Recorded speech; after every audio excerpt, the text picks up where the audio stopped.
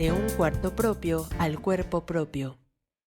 Curso impartido por Margot Glantz y Gabriela Jáuregui en 2021. Dentro del programa grandesmaestros.unam. Módulo 2. Ahora vamos a reunirnos de nuevo, Gaby Jáuregui y yo, para dialogar de una manera informal sobre un texto muy importante que no ha sido tan trabajado, tan visto y tan fundamental como Un cuarto propio de Virginia Woolf. Es muy interesante ver cómo el marido, que es el médico, que tiene un hermano médico también, la encierran en un cuarto que es el más feo de toda la casa, porque ella está constantemente pidiendo que la dejen estar en el cuarto de abajo, que tiene unas hermosas cortinas de chintz con flores y que tiene mucho más ventanas y que es mucho más luminosa, y en cambio la han encerrado a ella en un cuarto donde hay una cama que está roída, que está ya vieja, cubierta por una lona vieja también, y que está atornillada, clavada al suelo, que no la puede mover. Y es una cama donde va a dormir con el marido en las noches, pero al mismo tiempo es un cuarto que se va llenando de objetos. Los objetos van teniendo una consistencia casi humana para ella. Ella habla, por ejemplo, que los miedos de infancia, como en los miedos de infancia, los muebles pueden ser amables o hostiles. Y como cuando tenía miedo se subía sobre una silla, como se suben a las mujeres cuando ven un ratón, digamos, en ese símil absoluto de la invalidez y defensión de las mujeres, se suben a una silla cuando ven un ratón. Y ella habla de eso. Hay muebles amables y muebles siniestros. Entonces, el cuarto se llena de muebles, pero aparte de eso, es un cuarto con una ventana enrejada, con barrotes, y al mismo tiempo la puerta de que va a la escalera tiene barrotes.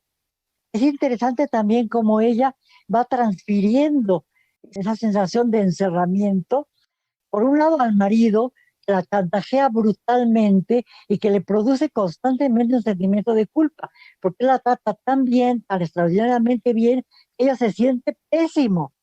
Y aquí voy a hacer una digresión, como siempre que hago, se me ocurren cosas. Acabo de ver una miniserie interesantísima, maravillosa, que patrocina Frances McDormand, esta gran actriz norteamericana, la de Fargo, esposa de uno de los Cohen, y es la historia de una mujer de una violencia infinita que siempre está en contra de todos y que tiene una historia patética porque su padre se ha suicidado y era alcohólico, y que tiene una relación muy particular con su marido. La serie se llama Olive Kitteridge. El marido es un ser bastante cero a la izquierda, muy buena persona, que la quiere mucho, a la que ella probablemente va a engañar, pero no lo hace porque no se atreve, pero que además el marido se vuelve protector de una chica muy joven, el farmacéutico, que es una empleada de la farmacia, se vuelve protector de esa joven, porque la joven ha perdido a su marido, de un matrimonio muy feliz, ha perdido a su marido, entonces empieza a cuidarla de tal manera que como contraste con la violencia brutal de su mujer, con lo que me demuestra que de alguna manera los hombres, bueno, no sé, generalizo, los hombres necesitan tratar a las mujeres como seres infantiles porque les tienen terror.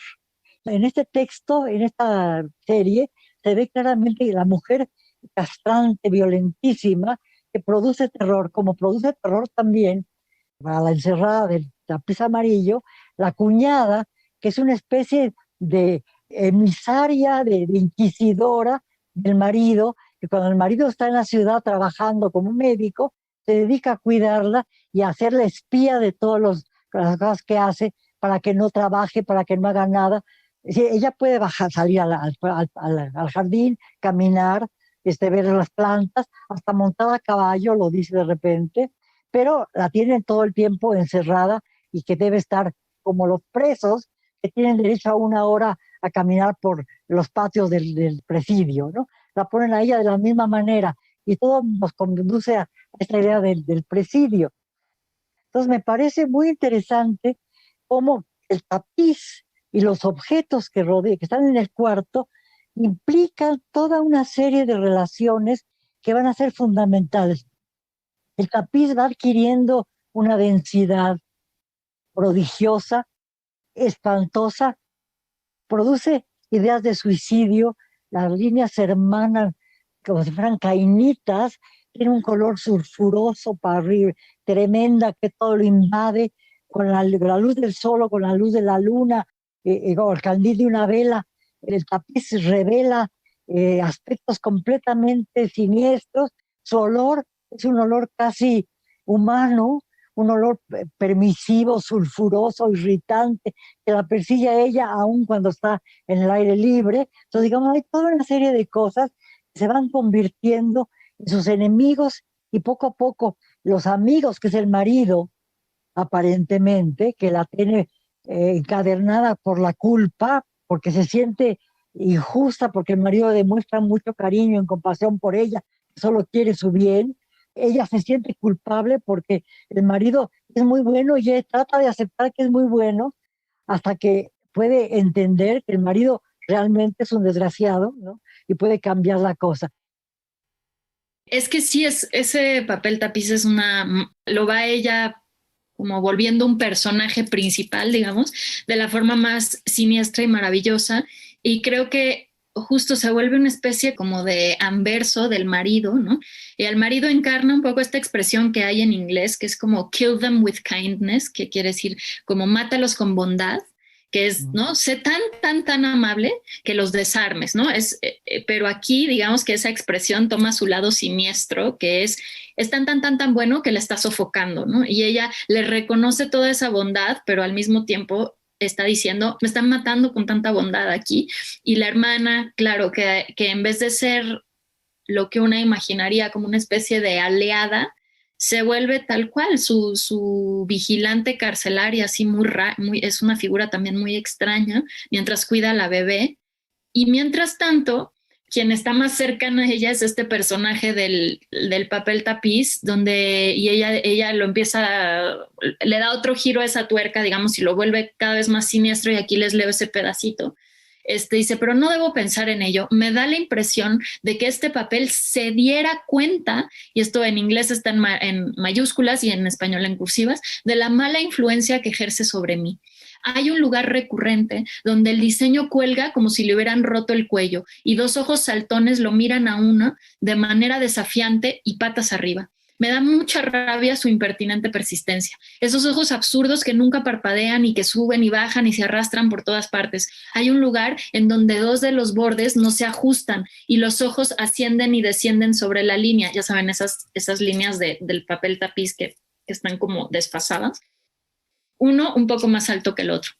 Nunca antes había visto tanta intensidad en la mirada de un ser inanimado, y bien sabemos cuán expresivos son. Cuando era niña, a menudo permanecía despierta, me aterrorizaba y me entretenía más que la mayoría de los niños en una juguetería si solamente contemplaba las paredes desnudas y los muebles comunes y corrientes. Recuerdo perfectamente el amable guiño con que me miraban las perillas de nuestro grande y antiguo escritorio, y había una silla que siempre me pareció un amigo protector, lo que decías, Margo, ¿no? Como los muebles que sí son como hogar, que sí son protección.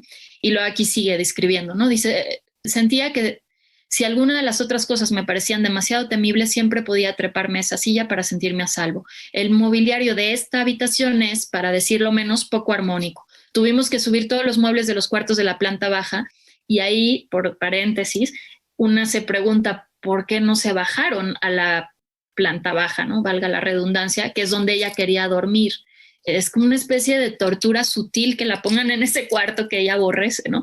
Me imagino que cuando se utilizaba como cuarto de juegos tuvieron que sacar los muebles infantiles, y no es sorprendente. Nunca he visto una habitación que haya sido tan deteriorada por los niños como esta.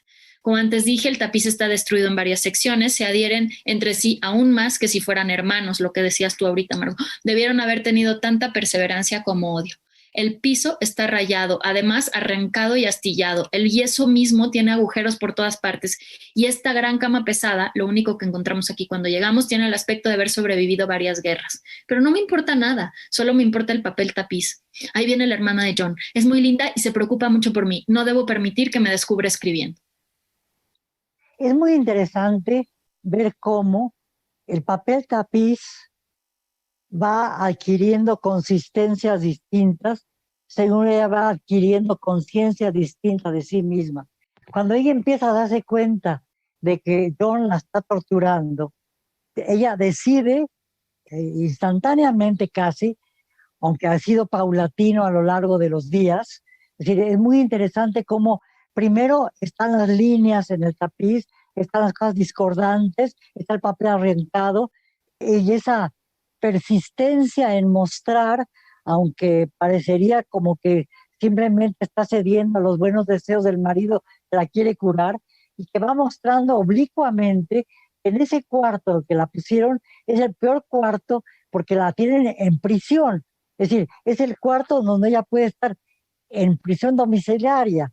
Si estuviera abajo, no estaría en esa prisión. Es el cuarto más perfecto para aprisionarla. Tiene una ventana, tiene barrotes, tiene reja, tiene una cama clavada al piso. El piso es nefasto, está todo lleno de rupturas y tiene ese tapiz que poco a poco va adquiriendo una consistencia cada vez más macabra, más siniestra y al mismo tiempo más transferencial. Podríamos llamarlo como los psicoanalistas la llaman. El tapiz se vuelve a transferencia desde ella. Cuando ella se da cuenta, no lo dice directamente, lo va diciendo paulatinamente con una sabiduría a cuentagotas, poco a poco en el texto, nos vamos enterando muy paulatinamente de que en ese tapiz hay otra mujer que está encarcelada.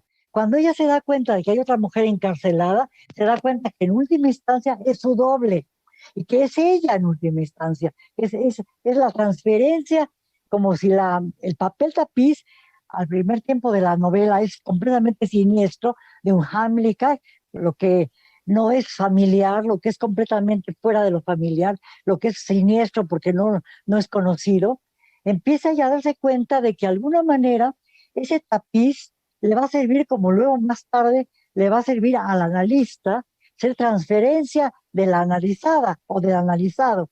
Es decir, a través del tapiz ella va entendiendo sus propias reacciones ante el marido y se va dando cuenta hasta qué punto el marido es el que la está encarcelando, el hermano del marido y la carcelaria que es la mujer, porque hay mujeres también tan siniestras como el marido, hay mujeres que son las cómplices del marido. En la vida real sucede también, las mujeres no son unas peritas en dulce en todos los niveles, también hay mujeres siniestras, lo sabemos perfectamente. Entonces ella transfiere al tapiz y poco a poco le va dando forma, se va dando cuenta de que la mujer que aparece en el tapiz es como ella, que está prisionera, entonces tiene que empezar a sacudir el tapiz para salir, y ella le ayuda, empieza a romper el tapiz, a romper el tapiz. Es un trabajo paulatino de ruptura de la cárcel. Entonces ella va rompiendo su cárcel y va rompiendo la relación sentimental y de culpa con su marido, al ir rompiendo la cárcel con la ruptura del tapiz. Es muy interesante cómo lo hace, y lo hace prodigiosamente, con una forma maestra de hacerlo, muy, muy lentamente, a cuentagotas, con asteriscos separando los fragmentos, como un diario, en donde poco a poco ella va adquiriendo consistencia como persona y los demás van adquiriendo consistencia como verdugos. Es muy interesante. Al principio, por la culpa, ella no puede verlo. Siento que en ninguno de sus textos, tiene otro texto muy bonito que se llama Mr. Beastly Deeds, que es la historia de un marido que tiene encarcelada a la mujer y que quiere quitarle sus propiedades, hasta que llega una mujer que tiene que ver con la abogacía y le enseña que debe tener cuidado con el marido porque le quiere quitar su dinero. Entonces logra zafarse del marido.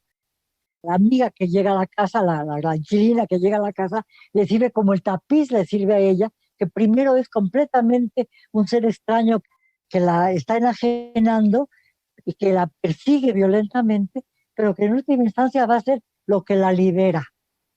¿Qué piensas?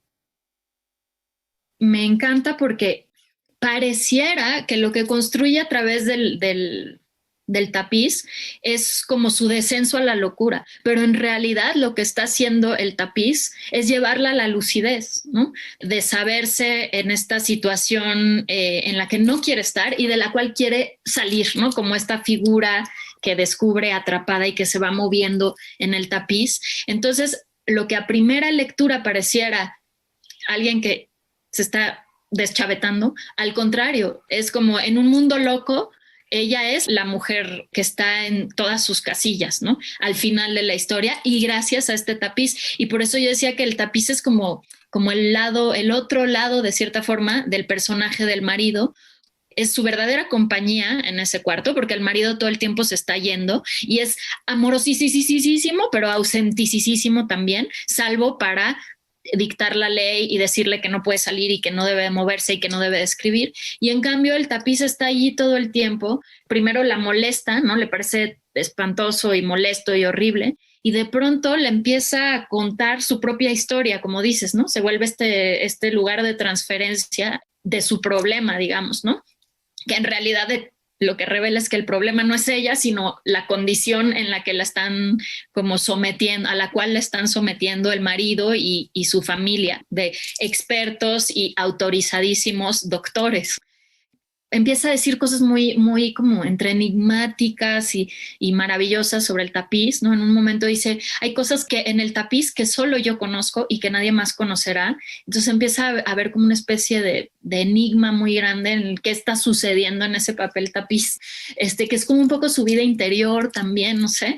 Y de pronto dice, John estaba dormido y no quise despertarlo. Me mantuve quieta y observé el claro de luna y sus efectos sobre el tapiz ondulante hasta que me produjo terror. Parecía como si la tenue figura que vive detrás sacudiese el tramado como si quisiera escapar. Me levanté sigilosamente y me acerqué a observar si en verdad el tapiz se movía, y cuando regresé a la cama advertí que John estaba despierto. ¿Qué te pasa, pequeña?, me preguntó. No andes caminando por la habitación, te vas a resfriar. Y entonces ahí es cuando ella por primera vez toma ya la oportunidad de decirle, oye, ya esto no me está sirviendo, por favor, sácame de aquí. Y él se niega, ¿no? Le dice, no, ¿cómo crees? Al contrario, dale tiempo, estate quieta, no escribas, no te alteres. Pero entonces ahí es la primera vez que advierte una figura que está dentro de este tapiz y como que lo describe de tal forma. En inglés usa la palabra creepy, que en español no, usan terror, ¿no? Pero creepy es una palabra, pues de cierta forma intraducible, pero es muy pertinente su uso ¿no? Y la textura que genera en cómo construye este papel tapiz, porque hay una especie como de enredadera que ha descrito varias veces en este papel tapiz, y las enredaderas en inglés se dice que they creep, ¿no? Suben, digamos, muy lentamente por las paredes, de ahí viene ese verbo. Creep es eso, como algo que escala, pues como a veces también las arañas o esa sensación, como una sensación de horror que te sube como desde el estómago hacia arriba, que te eriza la parte de atrás, ¿no?